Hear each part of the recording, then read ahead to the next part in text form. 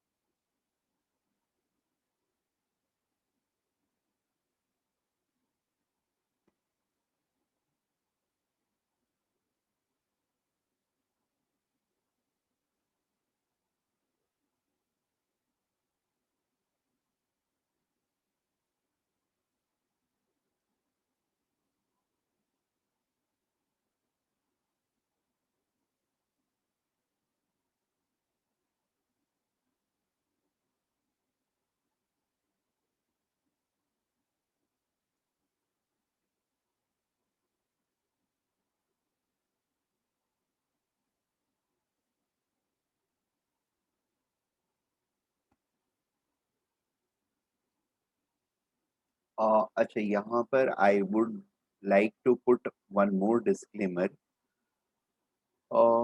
Particles को जो हमने लिया वो सिर्फ परपेंडिकुलर मोशन वाले पार्टिकल्स क्यों ले रहे हैं? क्या पार्टिकल इस एंगल पे कोलाइड नहीं कर सकते, एक इधर से आ रहा हो एक इधर से आ रहा हो? ठीक है, ये सारे कोलिजन्स होंगे, no doubt about it. But हमने अपना काइनेटिक थ्योरी के अंदर में अ, एक लॉ होता है, दैट इज कॉल्ड इक्विपोरेशन या equipartition law.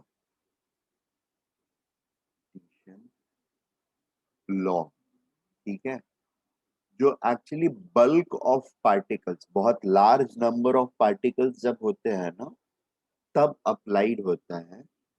And this law simply says that हमारे पास जितने डायरेक्शंस अवेलेबल हैं, ठीक है, 6 डायरेक्शंस अवेलेबल हैं अगर, तो 6 डायरेक्शन में हमारे पार्टिकल्स जो है, if there are large number of particles, then हर डायरेक्शन में मूव करने वाले पार्टिकल्स का काउंट जो है ना, that is going to be equal. ठीक है, number one.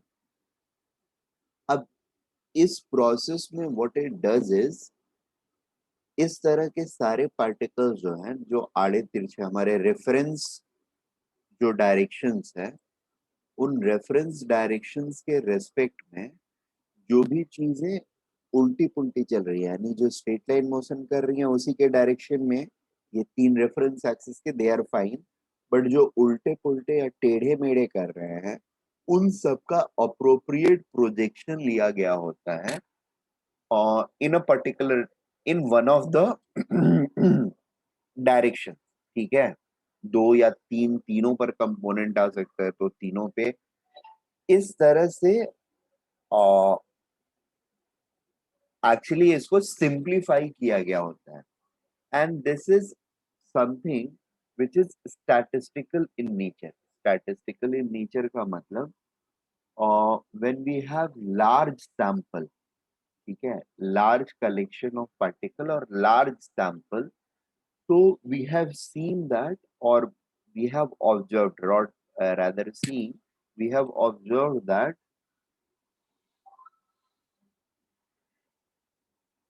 this particular thing holds very true. I mean, law of equipartition holds true. Physics में भी हम लोगों को पढ़ना होता है ये, और लॉ ऑफ इक्विपार्टीशन की वजह से ही नंबर ऑफ फ्रीडम्स जितने होते हैं हमारे, ये सारे फ्रीडम्स, डिग्री ऑफ फ्रीडम्स जो होते हैं, वो सारे के सारे इक्वल अमाउंट ऑफ ये क्या बोलता हूँ, इक्वल कंट्रीब्यूशन करते हैं specific heat capacity of every material. ठीक है, मॉलिक्यूल्स या पार्टिकल्स का जो भी डिग्री ऑफ फ्रीडम होता है, हर degree of freedom equal specific heat capacity में चीजें ऐड करता है। ठीक है, अब ये अचानक से मैं स्पेसिफिक हीट कैपेसिटी वगैरह क्यों समझाने लगा आप लोगों को? और रीजन ये होता है ना कि जो भी हमारे मटेरियल होते हैं, उनके अंदर का मॉलिक्यूलर मोशन जो होता है वो टेम्परेचर के साथ रिलेटेड रहता है। ठीक है, are we getting this point? ये हमने Yes, काइनेटिक sir. थ्योरी में बोला, Yes, sir.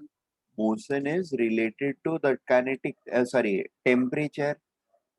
यहां से ही एक्चुअली इन दोनों का क्वाइट क्लोजर इंटर रिलेशनशिप है। और इक्विपार्टीशन में बस हम, मतलब हम ये बोलते हैं कि सारे डिग्रीज ऑफ फ्रीडम्स जो होते हैं या सारे डायरेक्शंस ऑफ मोशन, वो इक्वली प्रोबेबल होते हैं। इक्वली प्रोबेबल मतलब किसी एक में भी कोई एक पार्टिकल जा सकता है, और ये सारे उल्टे पुल्टे वाले जो होते हैं, इनका अप्रोप्रिएट प्रोजेक्शन लिया गया होता है उसके अंदर, इक्विपार्टीशन के अंदर। अब हम एक एक पार्टिकल का करके देखते नहीं है।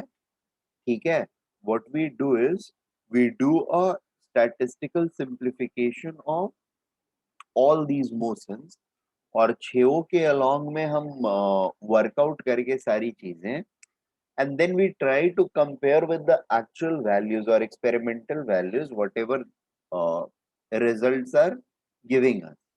If we find that okay, the experimental value and theoretical values are matching, then we simply say that yeah, it's fine. A law of equipartition is valid, and it is true that it is valid. ठीक है? तो therefore ये सिर्फ perpendicular directions को हमने consider किया है. अब इसका मतलब ये नहीं है कि पार्टिकल्स जो रियल टाइम पार्टिकल्स होंगे वो किसी और आर्बिट डायरेक्शन में कोलाइड नहीं करेंगे. आर्बिट डायरेक्शंस कॉल्यूजन्स भी होंगे, बट उन आर्बिट डायरेक्शंस कॉल्यूजन को हमने सिंप्लीफाइड फॉर्म में सिंप्लीफाइड मतलब थ्योरेटिकल एनालिसिस करने के लिए सिंप्लीफाई करके रखा है, और हमने सिर्फ परपेंडिकुलर डायरेक्शंस को कंसिडर किया है. ठीक है?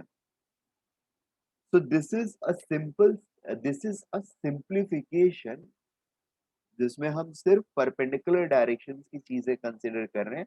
जो चीजें परपेंडिकुलर डायरेक्शन में मूव नहीं कर रही हैं उनका अप्रोप्रिएट प्रोजेक्शंस ले रहे हैं. ठीक है? Is it okay?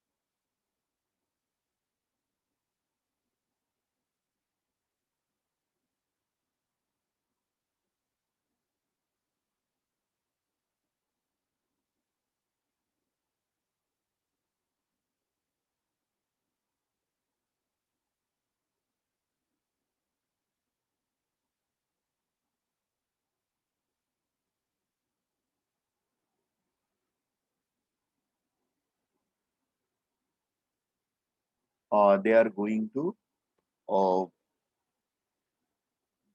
they are moving, and hence the collision will happen in the between the particles moving in two mutually perpendicular directions only. ठीक है? And therefore this thing will happen. Mu average से अगर दोनों move कर रहे हैं तो the relative velocity will become equal to root 2 mu average. ठीक है? ये mu average से u average, and this will again be moving with the speed of u average, and hence the relative velocity u relative is equal to root 2 u average. ठीक और है? Sir ये same direction और opposite direction वाले भी collide कर सकते हैं ना? हाँ, सेम डायरेक्शन अपोजिट डायरेक्शन वाले कोलाइड कर सकते हैं, बिल्कुल कर सकते हैं।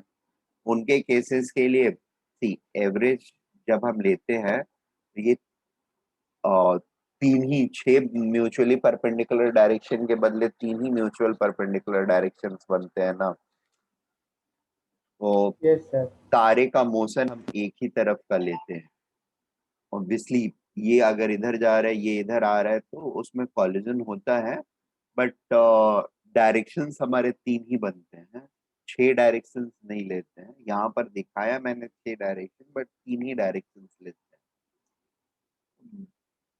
इसमें बहुत ज्यादा पढ़ने की जरूरत नहीं है, this is just to see the modified formula, right.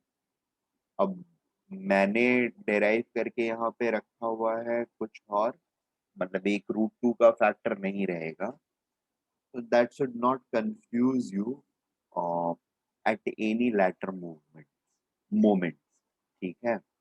It should not happen कहीं पर आपने देखा कि दूसरे फॉर्मूले को रूट 2 का फैक्टर कहाँ से आया आपको पता नहीं चल रहा है, that is something which I try to explain. और ये मीन फ्री पाथ की वैल्यू या ये जो है ना, दैट इज क्वाइट इम्पॉर्टेंट, ये आप लोगों को थोड़ा सा याद भी रहना चाहिए, ठीक है।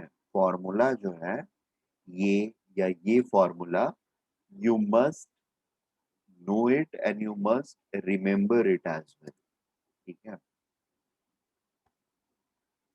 Why I am saying so is, कभी कभी एग्जाम्स में ये फॉर्मूले डायरेक्टली भी पूछ लिए जाते हैं,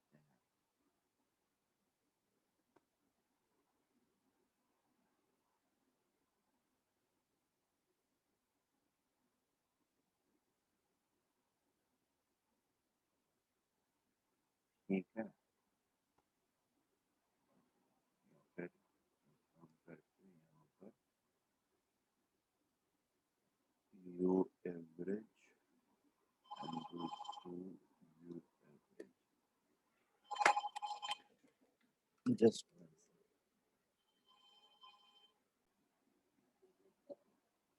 through, or if this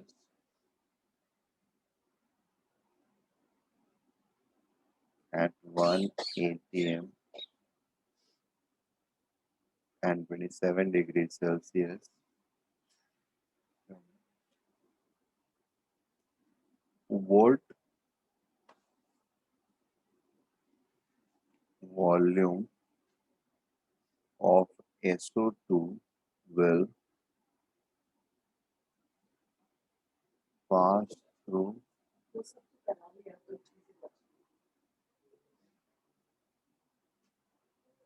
a 1.5 times larger hole at 2 atm and 327 degrees Celsius, ठीक है। नाउ आई थिंक आप लोग 2 मिनट ट्राई करो इस पे। आपके पास इफ्यूजन का बेसिक फॉर्मूला जो है दोनों है, you know that rate of effusion जो है that is directly proportional to P and root M, Graham's law of diffusion. But यहाँ पे अगर इस फॉर्मेट में क्वेश्चन होगा तो until unless you know the characteristic derivation of this rate of diffusion as per kinetic theory of gases, you won't be able to do it, ठीक है। So utilize that skill or that derivation which you have used, which we have seen in order to solve a problem like this, ठीक है। It's a simple problem only, nothing difficult in it, but ठीक है, थोड़ा सा आप लोगों को चीजें ध्यान में रखनी होगी। एंड प्रतीक्षा आपने फोर्थ पिछले किसी रिलेक्चर में बताया हुआ है, बट अभी yes sir. The time will be by default taken as 2 minutes, is it okay? as it is not explicitly written. अब दूसरी चीज ये है rate of effusion of O2, ठीक है, ये क्या होगा, या rate of effusion of O2, this is equal to volume of O2, volume of O2 linked upon time taken, that is 80 by 80 ml by 2 minute और 40 ml per minute, ठीक है। इस वाले ओरिफिस की कैपेसिटी क्या है और इफ्यूज कराने की, दैट इज 40 ml पर मिनट, ठीक है। And we know that basic formula जो है हमारा, सॉरी फाइनल डेराइव्ड फार्मूला जो है केटीजी के बेसिस पर, उसमें हमको ये पता है कि the rate of effusion is equal to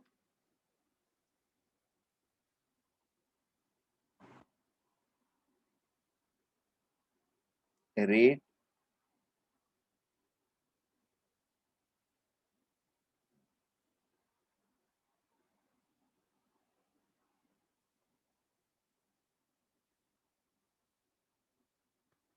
rate of effusion is equal to C by root 12 MRT, molecular weight R into T into Na into A, where A is area of orifice, area of orifice, ठीक है। That means a rate is proportional to pressure, inversely proportional to root temperature, inversely proportional to root M, and directly proportional to area of orifice also. ये constant है, ये constant है, तो इन दोनों पर सिर्फ डिपेंड नहीं करेगा, बाकी सारे फैक्टर्स के ऊपर वो डिपेंड करेगा, ठीक है ना। तो अब एरिया को अगर 1.5 टाइम्स हमने किया तो रेट हमारा ऑटोमेटिकली 1.5 टाइम्स हो जाएगा, isn't it.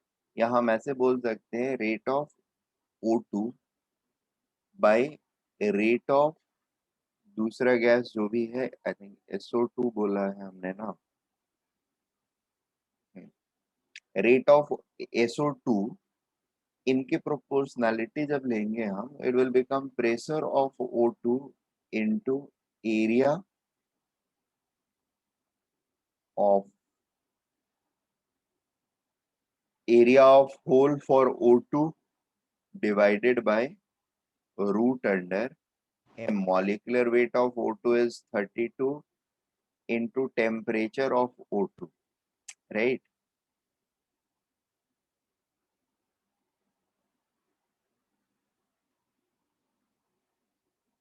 MO2 into temperature of O2, TO2, that is 27 degree, and this divided by pressure of SO2 into area of orifice of O2, SO2, जिससे SO2 बाहर निकल रहा है, root under molecular weight of SO2 into temperature of O2, sorry SO2, ठीक है। now temperature of O2 क्या है, temperature of O2 is 27 degree Celsius, that is 300 Kelvin, और ये 327 है, that is 600 Kelvin. Is it okay?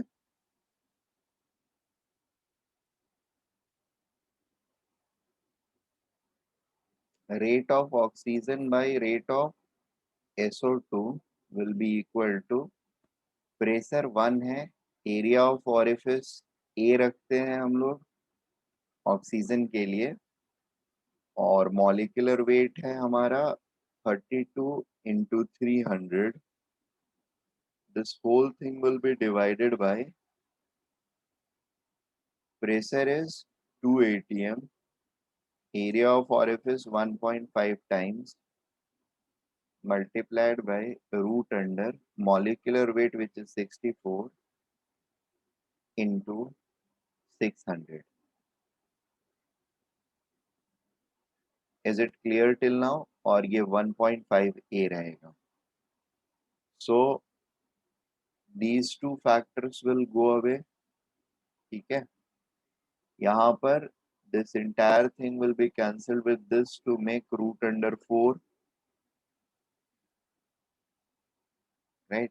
32 by 64 by 32 is 2, and 600 by 300 is again 2. 2 to the 4, root 4, and that becomes equal to 2 by 2 into 1.5. This will get cancelled. This will simply become 2 by 3. So rate of effusion of O2 and rate of effusion of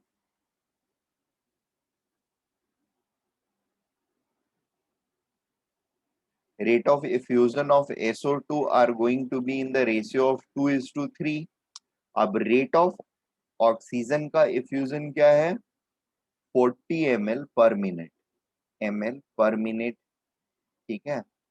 That implies a rate of SO2 effusion will be 40 ml per minute into 3 by 2, right? ये अगर 40 है, that is 40 by rate of SO2 is equal to 2 by 3. That implies rate of SO2 is equal to 40 into 3 by 2. That is what I did here. This will make 60 ml per minute. ठीक है. और 2 minutes में total diffusion कितना होगा? Volume of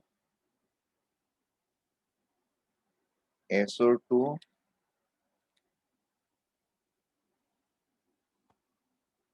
effused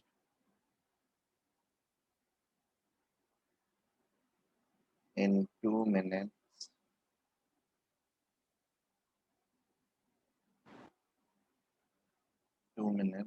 is equal to 120 ml or 60 ml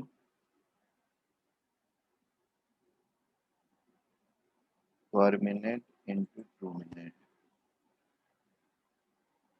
That is 120 ml. Is it okay?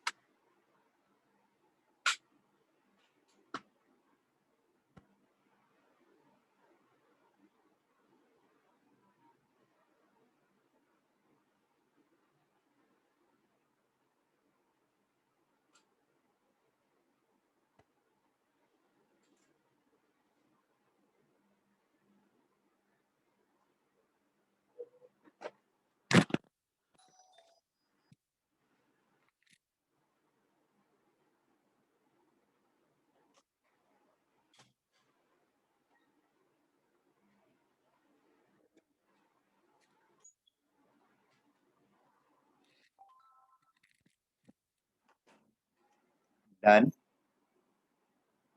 Noted. Yes, sir. Okay. I'll give one more question. Actually, we will do two more questions.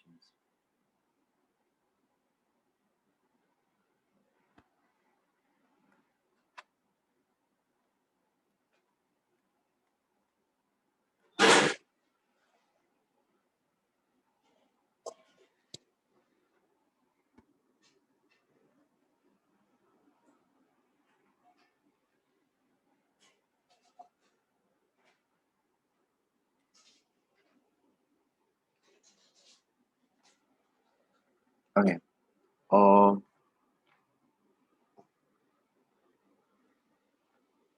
a given volume of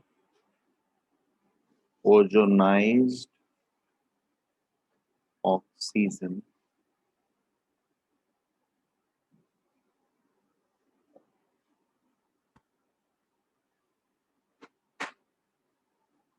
containing 60% O2 by volume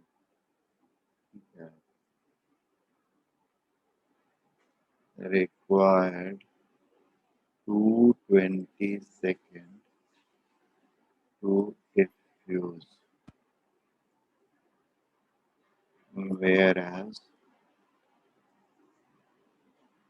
an equal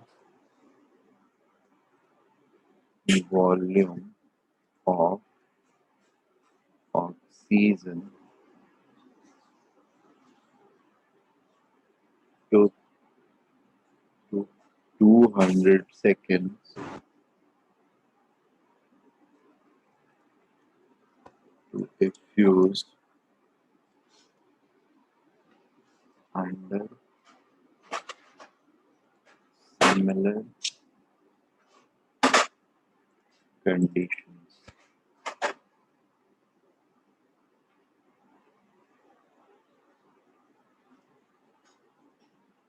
If density of O2 is 1.6 gram per liter,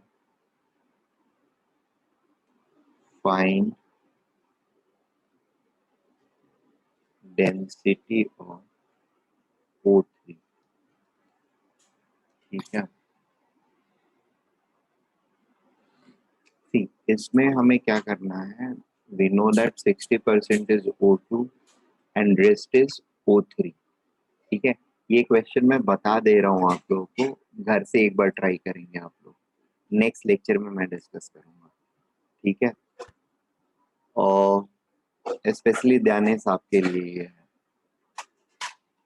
okay, 60% O2 है by volume, मतलब मोल का fraction या मोल का ratio oxygen और ozone का क्या रहेगा, 60% and 40%, 3 and 2, O2 will be 3 and O3 will be 2.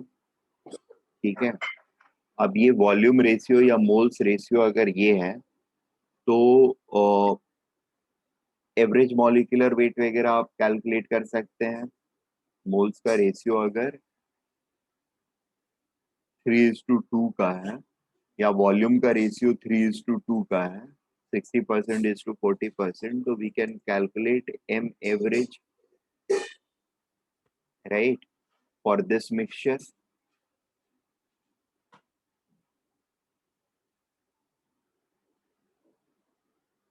Is it okay?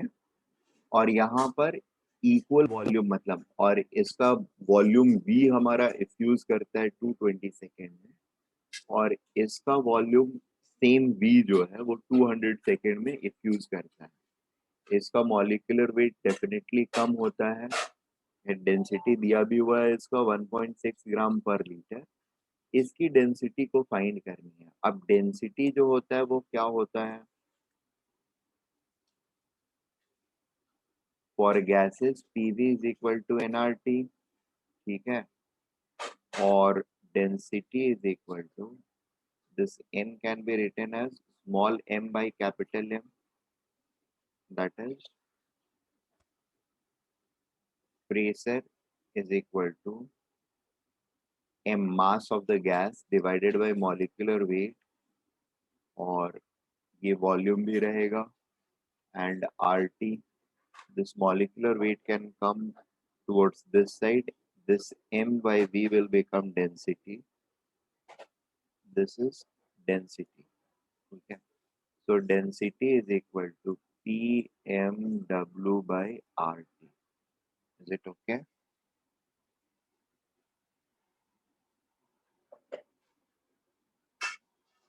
This is PMW by RT. Clear? तो सर एक बार वापस बताइए ना। नहीं, ये आइडियल गैस इक्वेशन से हम लोग रो निकाल के लेके आते हैं। Rho is equal to P M by R T, ये हमारा स्टैंडर्ड फॉर्मूला है जो डेराइव किया हुआ है। Number of moles is equal to mass of any material which is present by molecular weight, ये होता है ना। मास बाय मॉलिक्यूलर वेट कर लिया और वॉल्यूम से डिवाइड कर दिया इसको, तो रो का फॉर्मूला आ गया। ठीक है, सो वी हैव रो का फॉर्मूला एट वन एंड। इसका सपोज v वॉल्यूम इफ्यूज कर रहा है 220 सेकेंड्स में, तो रेट ऑफ इफ्यूजन क्या हो जाएगा? Rate will be equal to v by 220, और दूसरे वाले का रेट क्या हो जाएगा? rate of mixture is equal to v by 220 and rate of O2 is equal to v by 200, right?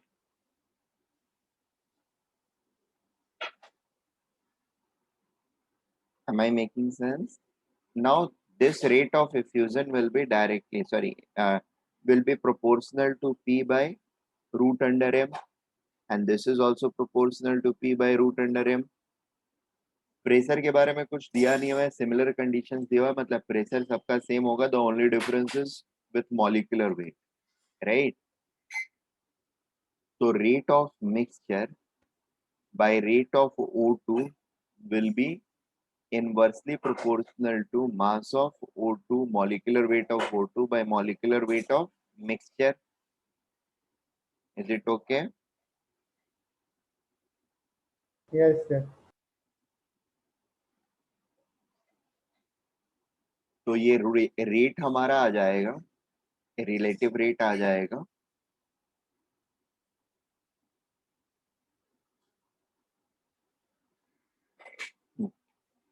और इसके बेसिस पर एम मिक्स हम लोग कैलकुलेट कर सकते हैं। Root M mix will be equal to R sorry R O two by R mix into molecular weight of MO2। ठीक है, ये वाली चीज पता है, ये भी पता है, हमने ये और ये कैलकुलेट कर रखा है। v by 220 divided by v by 200, that will become 200 by 220, v cancel हो जाएगा और बाकी सारी। तो अब ये m मिक्स एक बार आपके पास आ गया, m मिक्स को यहाँ रख के you can calculate the density. ठीक है, अब पॉइंट ये है कि आपको PRT तो पता नहीं है, तो डायरेक्टली तो निकाल नहीं सकते हो। ठीक है, तो यहाँ पर एक और इंफॉर्मेशन दिया हुआ है to ease things out, density of O2 is given under similar conditions। ठीक है, फिर से इस फॉर्मूले का रेशियो में यूज करेंगे हम। Density of O2 by density of O3 will be equal to what? PMOW। ये बाकी सारे टर्म्स तो दोनों में कॉमन रहेंगे, कैंसिल हो जाएंगे। P into MWO2 by RT, ठीक है, डिवाइडेड बाई P1 नहीं है, P है। P इंटू MW में B O3 divided by RT, ये टर्म्स कैंसिल हो जाएंगे एंड rest you will have is this ratio and this ratio. This is given to be 1.6. What will this be? ठीक है, नोट करने के लिए नहीं दे रहा हूं, you need to solve it and get it। एक क्वेश्चन और इसी टाइप का, पहला वाला तो बता दिया मैंने, दूसरा वाला क्वेश्चन भी नोट कर ले हम लोग, and then I will discuss one final question. ये डिस्कस नहीं करूंगा, ये सारे लोगों को कोशिश करना होगा करने का, रूबीसा और इसको छोड़ के। अभिषेक को छोड़ के। मैं आप लोग भी ट्राई कर सकते हो but not mandatory. Under identical conditions 4 liter of gaseous mixture of H2 and CH4 effuses through a hole in 5 minutes, whereas 4 liter of a gas X having molecular weight equal to 36 takes 10 minutes to effuse through same hole. The mole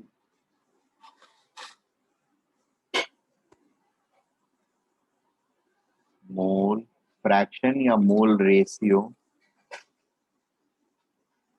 of H2 and CH4 in the mixture is, ठीक है? This is something which we need to find. All the relevant informations are here. थोड़ा सा दिमाग लगाएंगे हम लोग तो फिर हो जाएगा। इन दोनों का रेशियो नहीं है तो रेशियो देखेंगे कि क्या हो सकता है, यानी कुछ भी एक रेशियो अज्यूम करके हम लोग चलेंगे, ठीक है? और उस रेशियो अजम्पशन के थ्रू हम लोग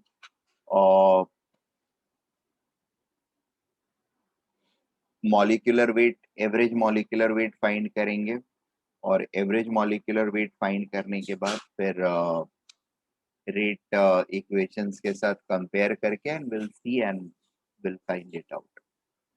ठीक है, ये नोट हो गया। नेक्स्ट क्वेश्चन इज, सर काम पे तो 1 मिनट। हाँ ठीक है, नेक्स्ट क्वेश्चन इज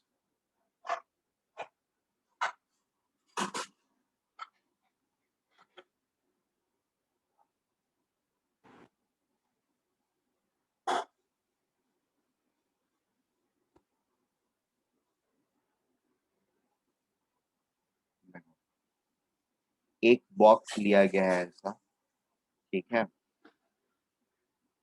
और इस बॉक्स में हाइड्रोजन गैस भरा हुआ,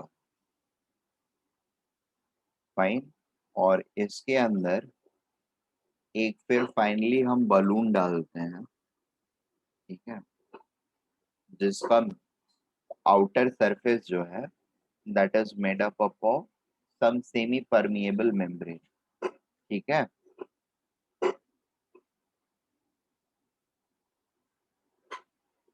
इज इट ओके? और बाकी कंडीशंस जो है वो एग्जैक्टली सेम है।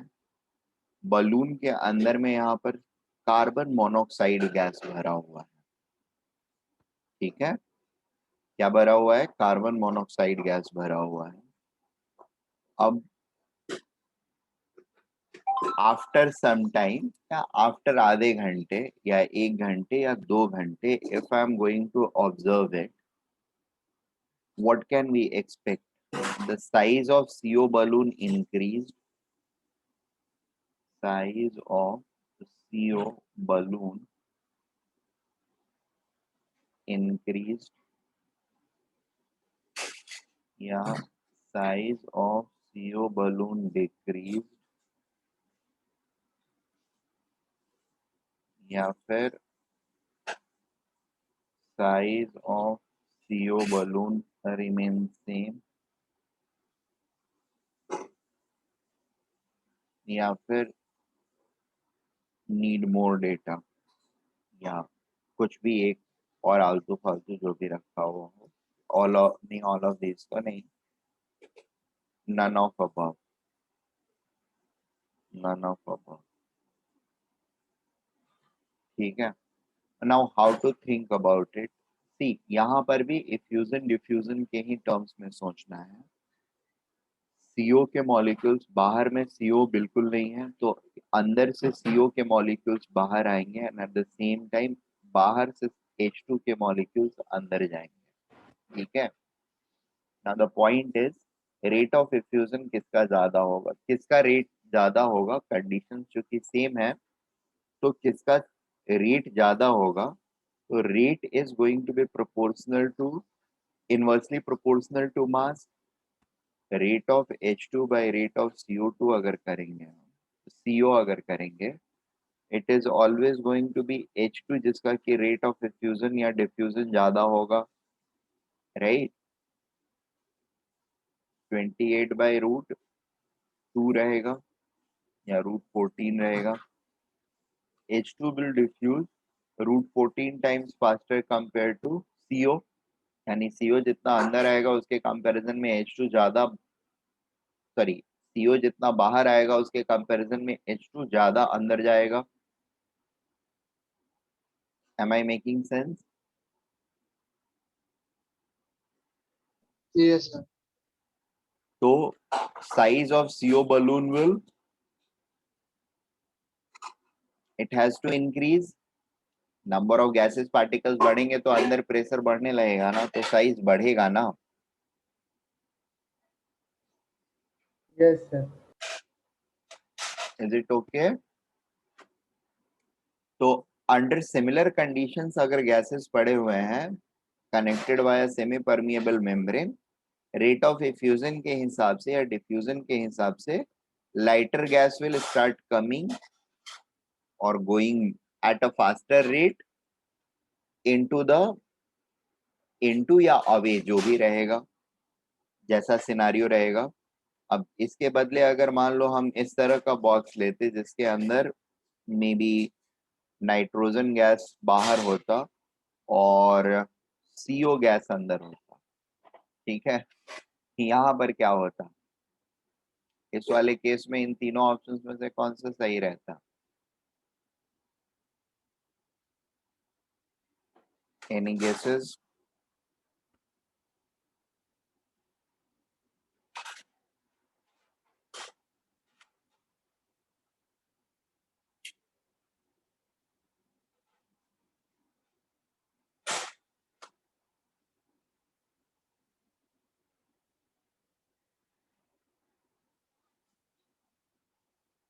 इसका मॉलिक्यूलर वेट क्या है? 28. 28। और इसका मॉलिक्यूलर वेट क्या है? 28, sir. Very good.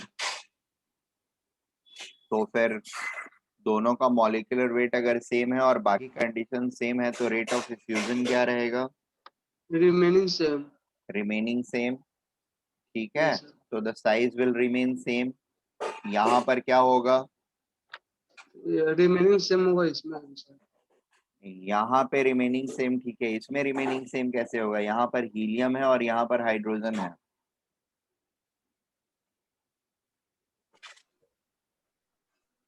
Decrease होगा सर. क्या होगा? डिक्रीज होगा, Decrease. ठीक है, क्योंकि इसका मॉलिक्यूलर वेट कम है और इसका Yes, sir. वेट इसका ज्यादा है, तो ये स्लोली डिफ्यूज करेगा अंदर की तरफ और ये फास्टली डिफ्यूज करेगा बाहर की तरफ, जिसकी वजह से साइज छोटा होने लगेगा, ठीक है। और ओके, एक क्वेश्चन और लिख देता हूँ एंड पहले कल के लेक्चर में मैं ये डिस्कस करूंगा and then we will proceed for real gases. 2 cotton plug moistened with ammonia, that is NH3 Cl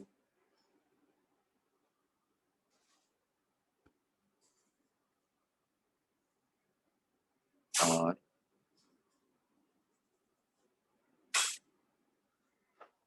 respectively are plugged into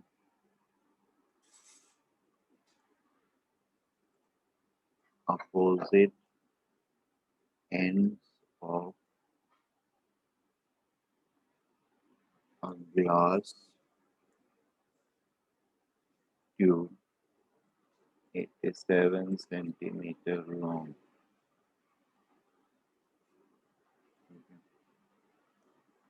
A white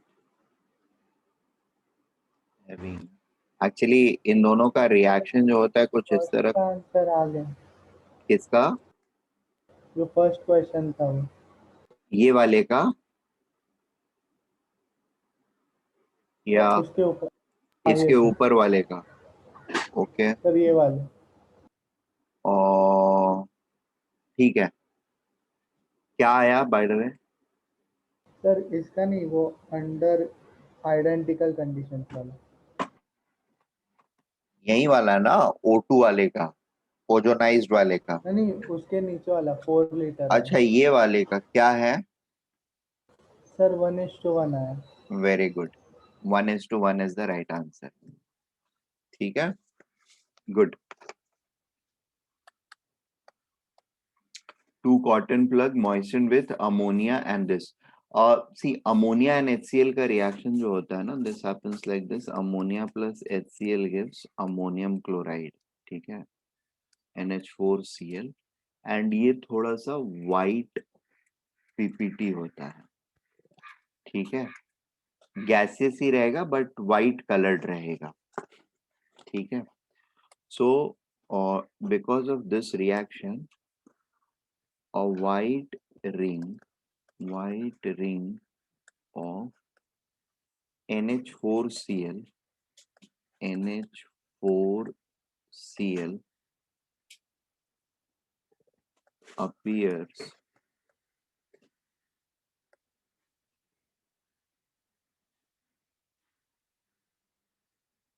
at contact of NH3 and HCl at what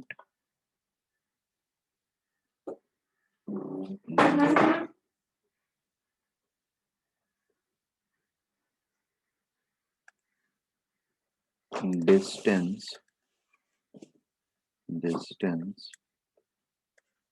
from NH3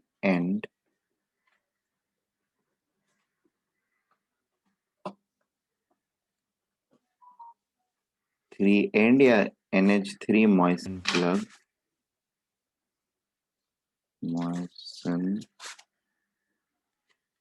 plug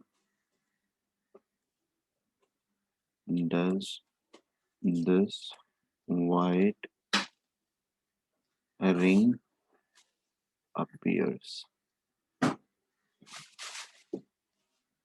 ठीक है,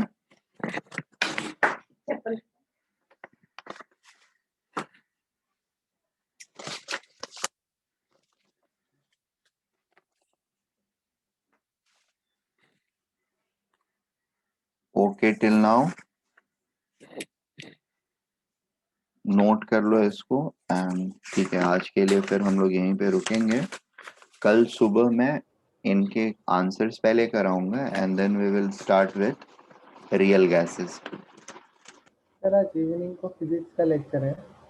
और नहीं, physics का नहीं है आज. Evening को मैं मैथ्स का लूंगा.